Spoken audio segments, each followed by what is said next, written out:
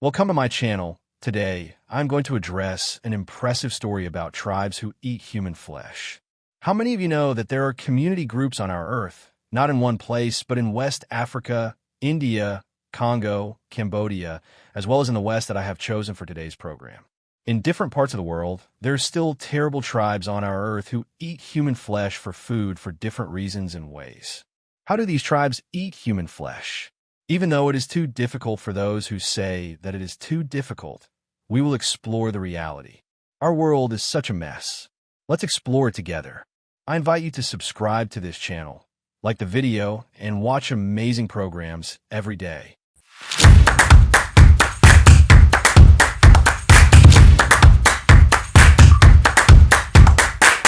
Korowai is a tribe found around 35 years ago in the remote part of Papua.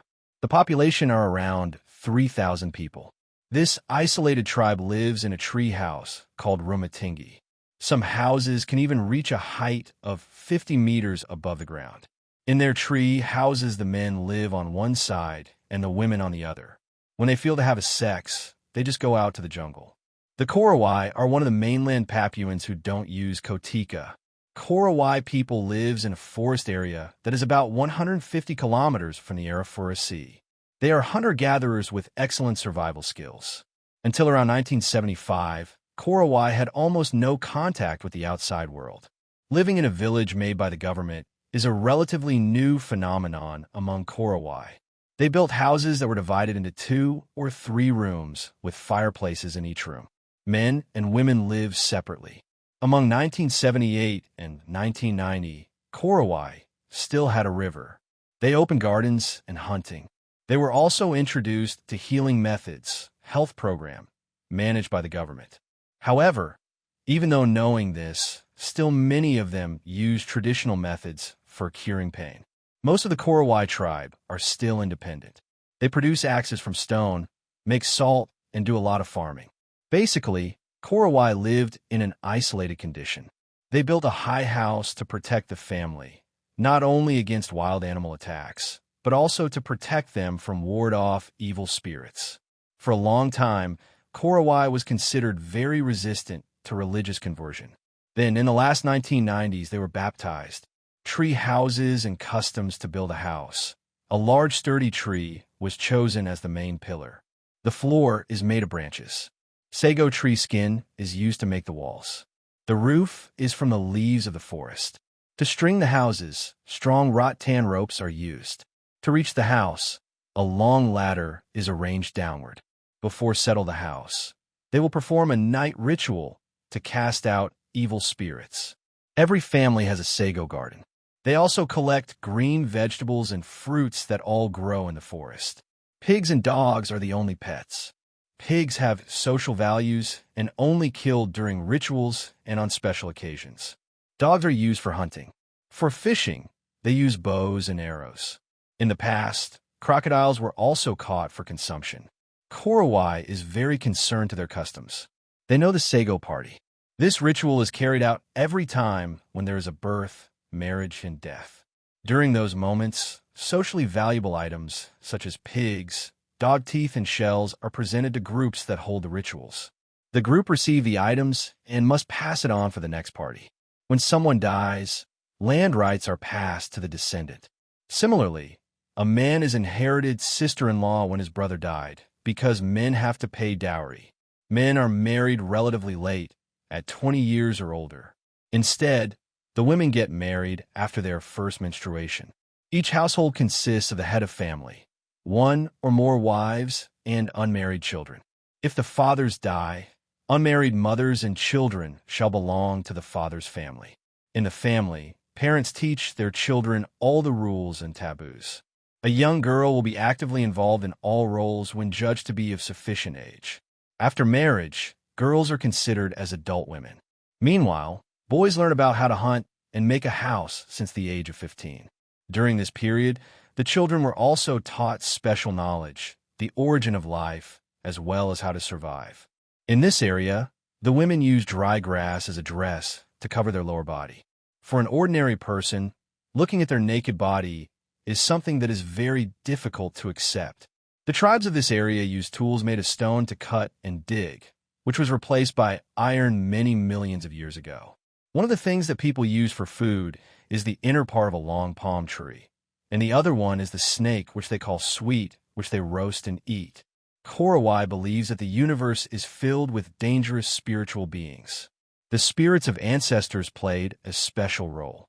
Some old women, who are said to have knowledge of spirituality, are regarded as figures. They also believe a person could transform into an animal. They also believe the spirit of the deceased will roam around the tree house for some time. The ritual of cannibalism took place as a form of retaliation and punishment for evil shamans. After being killed, a person's body parts will be divided between the clan and then eaten. If someone in the Korowai community who was punished for being a Kakwa or a witch, he was tortured, executed, and eaten. In the process, pregnant women and children are not involved as cannibals. Whatever happens, the killing of a clan member usually demands revenge. To most people, cannibalism is one of the most terrifying concepts imaginable. But for some members of the Korowai tribe from Indonesia, New Guinea, human flesh is a dish central to their culture, like a Sunday roast or a kebab at the end of a night out. For the Korowai, if someone falls out of a treehouse or is killed in battle, then the reason for their death is pretty obvious. But they don't understand microbes and germs, which the rainforests are rife with. So when somebody dies due to a disease mysteriously to them, they believe it is due to a Kakwa, a witch man who comes from the netherworld. A Kakwa possesses the body of a man. It can never be a woman, and begins to magically eat their insides. They must eat the Kakwa as it ate the person who died. It is part of their revenge-based justice system. They don't believe that death is natural, and when a person dies, they call it Kakwa or the work of Satan because they believe that someone from among them is possessed by an evil spirit or other people. Because they don't know whether it is due to disease or not. Every time they die, they attribute it to the attack of an evil spirit, so they suspect that they will kill even their own people without mercy.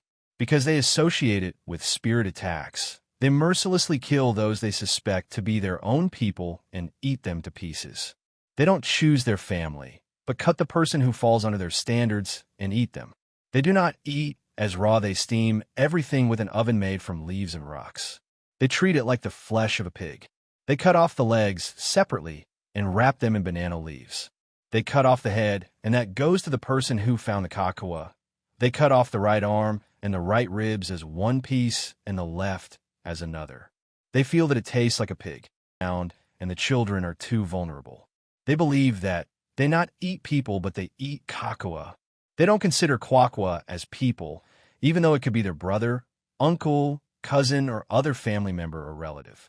The one who is looking at you in fear is the 6-year-old boy outcast, and his name is Wawa.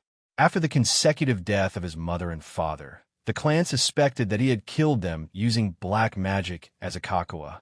They won't do anything until he's about 14. Looking at him is enough to understand that deep horror and fear in the little boy's eyes. He is very terrified. He is a poor little boy who is counted again by the local community and is expected to die because he is counted as an evil spirit. Every time he eats, he is shocked. He does not know when he will be isolated and eaten, and he is not certain at what time he will be found and eaten. These people have their own different weapons to kill animals, birds, and people. People think that the only way they can kill and eat a person who they think has an evil spirit is to eat them, even if it is their immediate family. And here the big question is what and how this little boy can be saved? In the eyes of the people, the only way to save the little one is when they become civilized and blame someone for the death of one person and stop eating. A group of journalists from Cement, Australia, came and took this poor 6-year-old boy who was waiting for death. Even his relatives gave him a death party, and he was said to have been killed, and he was waiting for death. They took the poor boy of 6 and went away to city to escape death. He spent 14 years under legal guardianship in the city. After he spent 14 years under the care of his guardians in the city, he supposedly came back to his homeland, Papua New Guinea. When he went to Papua with a group of journalists, the media followed him with their cameras.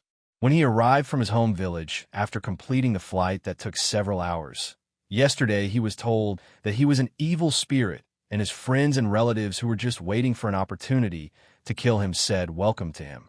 The purpose he went to his homeland is only to change the mindset of the community. He said, "My country is amazing. I will teach them what the origin of living together and eating together is. I will teach them through my blogs that it is not worth it to survive. People like me eat regularly." The goal is to change the mindset of the community and to teach how to live together, eat together, drink together, work together.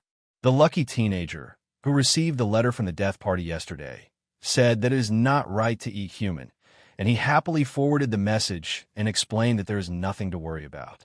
He took advantage of the opportunity to enter civilization and took civilization with him and traveled to pollinate. He explained that there is nothing that is causing him sleeplessness or anxiety. He is still saying that it is a shame to eat people. It is true that people are afraid to die, but they may die from disease, and that people die by nature. Evil spirit is not the only cause of death, but accidental and natural death is close to human beings. Thank you for watching. To get very interesting information and story, stay with me and don't forget to subscribe to my channel. I will come back with another interesting story.